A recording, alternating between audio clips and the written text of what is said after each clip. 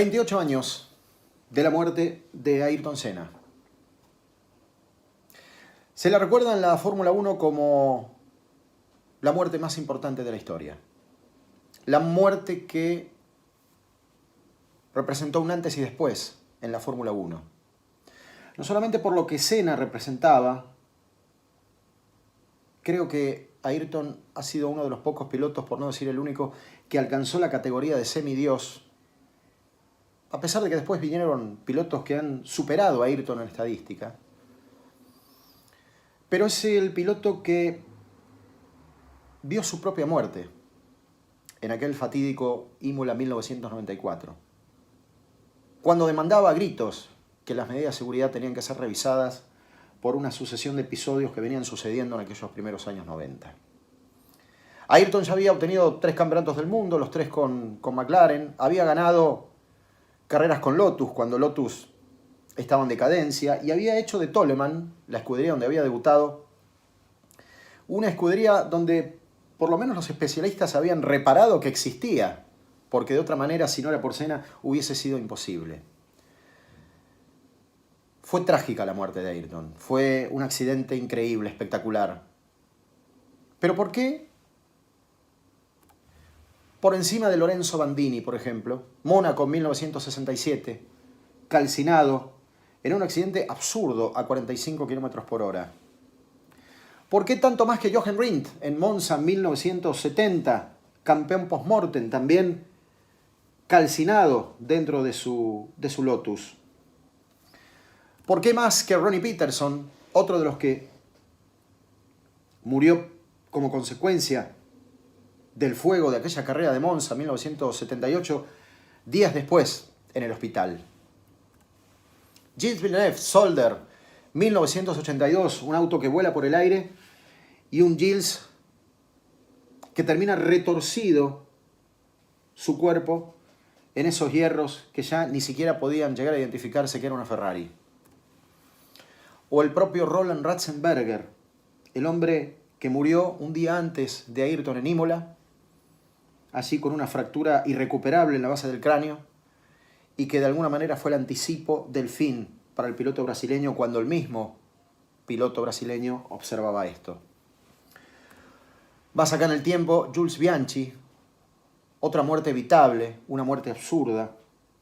Alguien que en Japón, en el año 2014, impacta después de un despiste contra una grúa que estaba mal ubicada y estuvo en estado de coma varios meses hasta que murió. Porque la imagen de esa Tamburello en 1994 significó una revisión de todas las medidas integrales de seguridad para la Fórmula 1, porque muchas cosas después de esta dramática imagen de Tamburello a más de 200 km por hora, viendo a Ayrton y su auto completamente despedazados, motivaron toda una revisión profunda que ninguno de los otros accidentes, por espectaculares incluso, y a pesar de lo que habían significado, habían promovido una revisión más profunda o exhaustiva. Si bien ya en términos de lo que era la influencia del fuego y los incendios en los autos había sido parcialmente contrarrestada, sobre todo después de los accidentes de Peterson, de Jochen Rindt y de Lorenzo Bandini, entre otros. La muerte de Senna se llevó a lo que muchos suponen fue el mejor piloto de la historia. Esto fue a las 14:17. A las 14:20 intentaron reanimarlo, lo sacan del auto, dan cuenta de un estado desesperante. Y a las 14:32, Ayrton Senna logran llevarlo al helicóptero para, volando, aterrizar en un hospital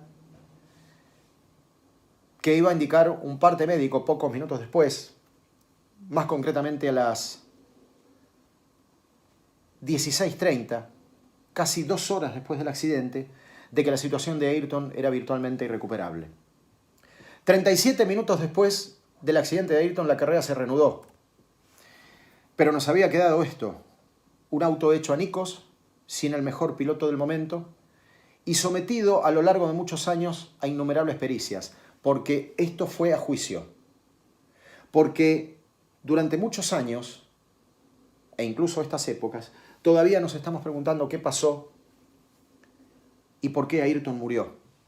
18:40, hora de Italia, hora de Europa Occidental, oficialmente fue declarado muerto. Y empezaron las teorías. Las teorías que hablan de 1000 situaciones por las que Ayrton Senna pudo haber muerto. El Lotus de Pedro Lamy, impactando contra el Benetton de J.J. Leto, uno acá, el otro acá, y la teoría de la basura a la pista que podría haber promovido un pinchazo en el Williams FW16. La salida del safety car, un viejo Opel, que nada tiene que ver con el Mercedes o Aston Martin de hoy, y que iba verdaderamente mucho más lento que los autos de Fórmula 1, que habrían promovido tal vez, como dijo la gente de Williams, un descenso de la temperatura, una baja de presión de los neumáticos y un fondo plano que estaba mucho más próximo a las irregularidades del asfalto, y por eso tal vez el auto termina saliendo como salió en la curva de Tamburello. Williams habla de haber perdido una presión del 25% y 5 milímetros exactamente de la base del auto al suelo, y que eso podría haber promovido, por ejemplo, un contacto en Tamburello mucho más ordinario de lo normal. Aunque otros dijeron, miren, habían señales de basura, de detritos después del accidente de Lamy y de Leto, y eso también podría haber provocado un pinchazo, incluso en el momento que Schumacher lo perseguía a Ayrton Senna antes del desastre. Se elaboraron 1000 teorías, y a pesar de esas 1000 teorías, en 1997, un juicio que incluyó a Frank Williams, a Patrick Head, a Adrian Newey, el dueño del equipo, el director del equipo, el diseñador del auto, a los organizadores de la carrera, al responsable de Imola, 6 personas en el banquillo de los acusados. No se encontró a ninguno responsable. En 1997 se bajó el martillo, fueron todos inocentes. Y en 1999 incluso se desconoció la noción de delito, como si nada hubiese sucedido. Hubo una apelación en el año 2003 y hubo una revisión del caso en el año 2007. Sí, 4 temporadas después. ¿Por qué? Porque alguien encontró esta evidencia. La barra de dirección. Una barra de dirección del Williams FW16 que se le veía más gruesa en el origen, más angosta a la altura de las rodillas y las piernas de Senna, y un corte violento, un corte radical. Se analizaron otras imágenes y todas demostraban lo mismo. Un corte acá, un corte acá, un corte acá, una parte más gruesa, una parte más angosta cuando las barras de dirección eran uniformes y homogéneas, y una soldadura que se había partido, incluso se veían los cables de electricidad dentro de la barra de dirección, en todas las ocasiones. Y en esta foto, que es espeluznante porque todavía estaba el cuerpo de Senna al lado de su auto, se ve cuando los médicos sacaron el volante, lo dejaron ahí colgando, la evidencia de que ya la barra de dirección había salido rota. Este croquis se aportó al Tribunal de Bolonia cuando el juicio se reabrió. Y dieron cuenta de que efectivamente la base original de la barra de dirección tenía 22 milímetros de diámetro, pero a la altura de las rodillas y las piernas de Ayrton tenía solamente 18 milímetros. Williams termina reconociendo que se hizo una soldadura adicional para evitar que le molestara las piernas de Ayrton por pedido del propio piloto brasileño, pero que evidentemente ese ajuste no fue debidamente verificado. Las publicaciones de la época dieron incluso imágenes mucho más claras de lo que realmente había pasado. 22 milímetros, 18 milímetros, los cables cortados, la soldadura partida al medio. ¿Qué es lo que provocó esto? ¿El golpe contra Tamburello, la irregularidad del asfalto o la misma vibración que lo llevó al corte porque había un defecto de fabricación? Y todo parece indicar que había un defecto de fabricación, y todos empezaron a preguntar, ¿entonces fue esto lo que efectivamente lo mató? Pericia sobre el casco. Se demuestra que a Ayrton se le había incrustado la barra de dirección en la visera, en toda la parte derecha de su casco, y le había corrido hasta uno de los tapones de respiración del casco. Y cuando se fue mucho más en profundidad sobre la pericia y se le levanta la visera, hay una imagen como esta que es mucho más dura. La barra de dirección empujó el marco de la visera y todo el soporte donde apoya la frente del piloto estaba bañada en sangre. Esto quiere decir que la barra de dirección le pega acá, lo lleva contra atrás, le produce, por alguna circunstancia que no está debidamente aclarado, una fractura en la base del cráneo. O fue la barra o fue el impacto contra la pared de Tamburello. Pero por una u otra, los dos golpes lo terminan matando a Ayrton Senna, porque después el parte fue definitivamente claro respecto de que tenía múltiples heridas en su cabeza y prácticamente todas ellas irrecuperables. Aquí está el auto.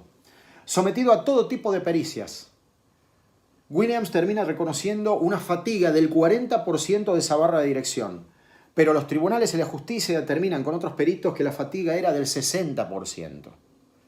Pero lamentablemente no había mucho más que hacer con este auto porque, así como lo ven, había sido destruido y ya no servía como prueba. En el ya lejano año 2007 habían pasado 13 años de la muerte de Ayrton Senna, pero la responsabilidad exclusiva en ese año 2007 había caído sobre la figura de Patrick Head, el director técnico del equipo, el supuesto responsable de haber verificado que las piezas del auto estén bien y donde aparentemente falló a la hora de verificar la barra de dirección. Pero como habían pasado 13 años del accidente, para la justicia italiana había prescripto y Patrick Head no pudo ser juzgado. La muerte de Ayrton quedó sin responsables. La muerte de Ayrton quedó con absoluta impunidad, a pesar incluso de las imágenes que aportó esta cámara, que en aquel momento se utilizaba en una aleta lateral al costado del piloto, ahí sobre la base del cubremotor, que había incluso mostrado cómo el volante de Senna se había ido hacia la derecha, cómo violentamente demostraba que algo se había cortado cuando justo su humanidad llegaba sobre la curva de Tamburello.